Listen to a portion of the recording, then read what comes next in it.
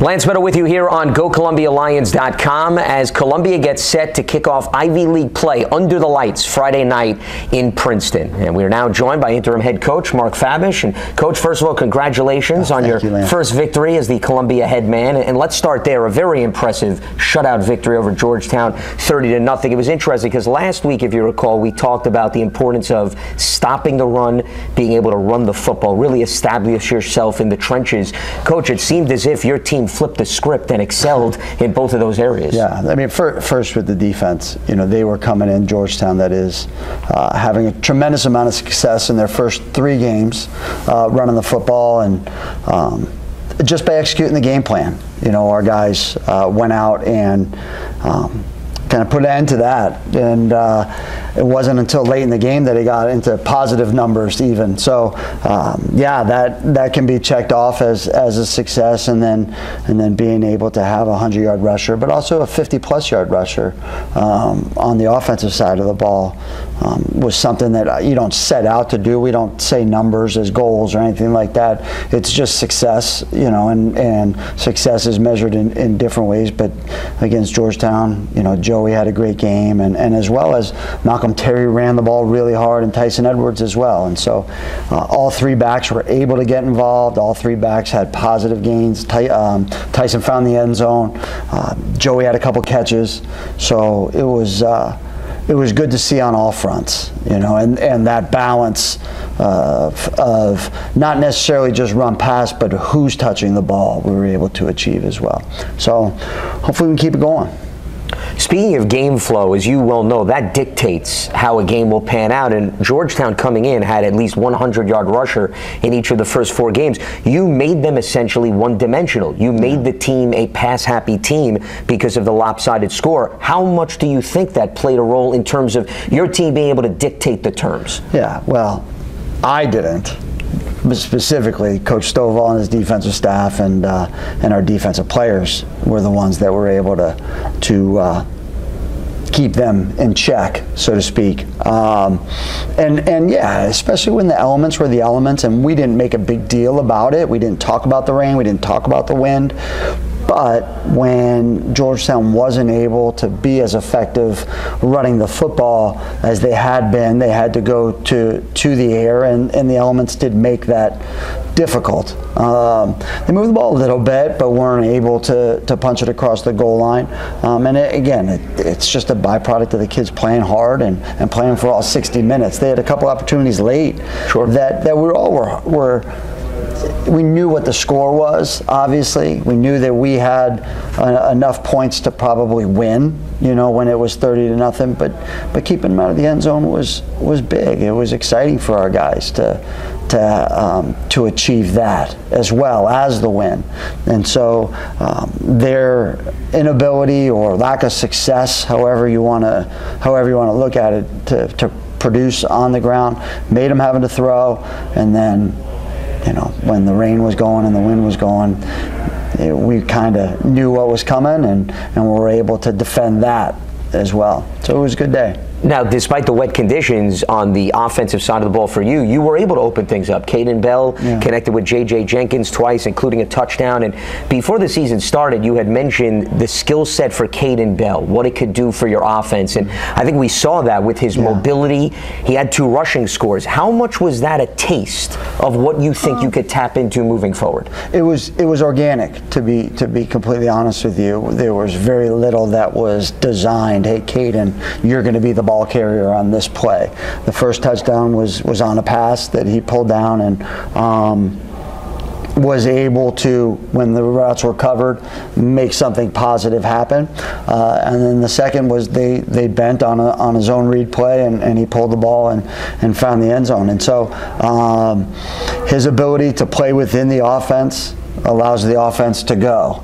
And then, you know, what helps Caden is if the play call is maybe designed to be one thing, his ability to produce when that one thing isn't there. And that's what showed up. That's what showed up on Saturday, whether it be with the touchdowns or even the pass to J-Dell is that was a quick game where he saw one-on-one and took advantage of it and was able to make a play. J-Dell had a great release, and and ended up crossing the goal line, which again put us up to 30-0, and maybe made us all take a little bit of a deep breath and say we're going to be okay on this thing. So, but it's good. It's good to just get that first one out of the way. It's good for us as coaches, but it's good for the kids. It's good for Caden to get the first touchdown pass. It's good for Jay Dell to get the first touchdown catch. And so those things are just, we know what we're capable of, but ultimately you have to do it. And as soon as you break through, then maybe you can take some more steps. It's also nice when special teams shortens the field for the offense, which was on full display. I joke during the broadcast, every time I see Carter McFadden return, I'm reminded of Mike Russo's, who clearly you know well. We could sit here and talk all day, Coach, about what Carter McFadden could do, but what I want to highlight is something that I don't think gets enough attention, and that's the blocking. What he wouldn't be able to do if the other guys involved in the play are not on top of their assignments. How critical has that been, not just for him, but for Mike Russo's over the years? Oh, no question. And first it was Coach Stovall as special teams coordinator, and now Paul Rice. Just does such a great job, not only with scheme, but to stress the importance of the roles that those guys have in those different teams, whether it be punt return or kick return. And those things are obviously emphasized in practice. We talk about them in our meetings, but then it's on the players to go out and do it, and they did, and they have been doing it. And the effort that they gave, both against Lafayette and against Georgetown, was that of a starter. You might be the starting whatever it is on kick return, the starting right guard on kick return, and that might be the only reps that you get. And the expectation is to give it everything that you have, one rep at a time, and that's what those guys are doing. And the results are, Carter had a nice day on all returns, whether it be punt or kick, and that's something that I mentioned on Saturday after the game. Was just, he gets the credit, he gets the stat next to his name, but there's a lot more, to your point, that goes into it other than just catching the punt and running straight. And that's a big part of it. So that's not to downplay Carter's ability, but he's not doing it on his own. He's got a good group there that have his back throughout. But from a coaching standpoint, how nice is it when you review the film with the team? You could point out those hustle plays on special teams, even on defense, in terms of how active that group was on that side of the ball. Oh, it's huge. And that was the Sunday night meeting. The first play that we watched was our kickoff coverage, the kickoff return, and the energy that it gave the team. On play one, we were 7 seconds into the game, and we could tell that it was going to be a game where we were going to be able to. Our effort was going to show up. Our effort was going to have an impact on the result, and I do think that it did. With Ethan Hebb as a backside guard, a backside tackle on the kick return, and you got Braden Doherty, who's a freshman tight end, making blocks. Isaac Silva, who plays. All his reps were on special teams, and they don't show up in the stat sheet. James Miller and guys along those lines, their names don't show up on the stat sheet, but they have an impact on the game. Coach Rice is referring to them as our glue guys on special teams. Malcolm Terry, Tyson Edwards, Scott Rosati, Isaac Silva, and I'm probably leaving out a couple others, but those glue guys are holding it together, and that. Lafayette, Georgetown, and hopefully against Princeton. That it gives us a shot. It shortens the field. It extends fields. It's a positive for us. You brought up the Tigers. Let's go there. That's the upcoming opponent. There's a team that's 1-1. They played a low-scoring affair in wet weather like you went through this past weekend. Given how they lost that game and how it was a grinded-out affair, yet it was different from the San Diego game, how much stock and substance do you put into a game like that, and take into consideration maybe how Mother Nature played somewhat of a role? Well, I don't think you can. I think we know Princeton from playing against them. We know their players from recruiting them. We know their staff. From going against them every year, week 3. Bryant's a good football team, but Princeton's a good football team. What you take out of the game is you watch the film and say, this is how Princeton was planning on playing regardless of the elements. This is how their defense was planning on stopping Bryant's offense regardless of the elements. And that's what we're going to learn from, and that's what we're going to take away. That result has no impact on what the potential result of our game on Friday night is going to be. We have to play the game, and that holds true for all 10 games on our schedule. The previous games have no impact. The result of Lafayette didn't impact our result against Georgetown, and it'd be unfair to say that and then to think it would be different for Princeton, and how they're approaching it. And so I know they're a really good football team with outstanding coaches and a lot of really good football players. And so we have to come out and play hard, and we have to prepare well, and we're one less practice than we normally have, but we're gonna put our best foot forward. Princeton's won 40 games in the last 5 seasons, with a 5-5 in there, I think. And so you look at it, that's 35 over 4. That's 8+ wins a season. That doesn't happen by accident. They're a good football team.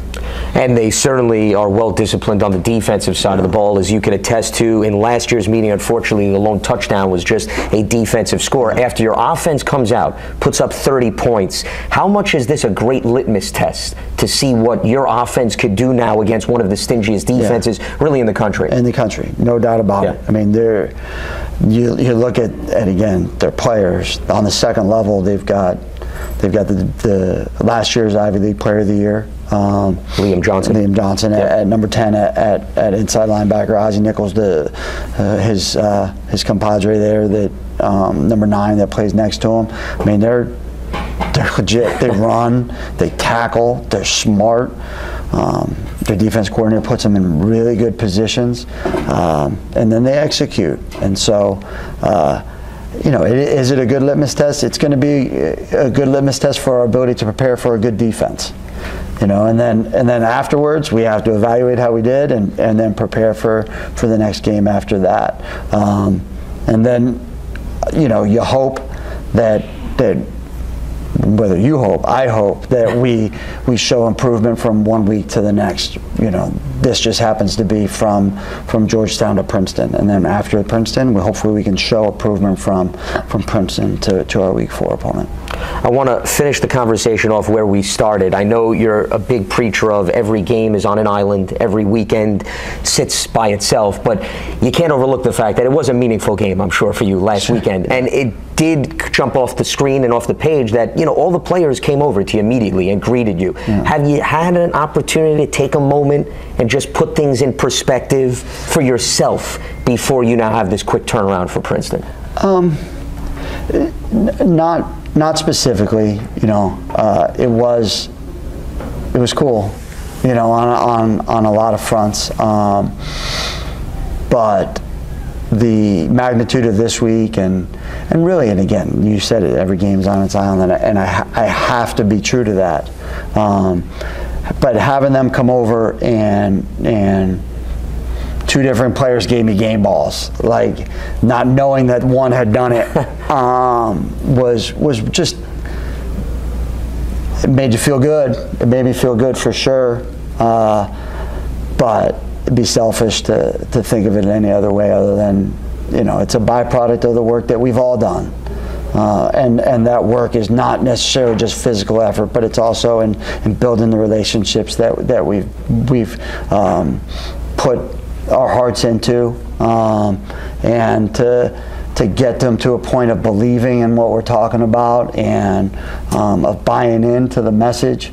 And so that's the work that you say, okay, yeah, it's worth it. It's coming together, and hopefully we can continue to build on that. And so hopefully it's not the only time that we get to celebrate a win together, and we'll just keep on working, keep on going.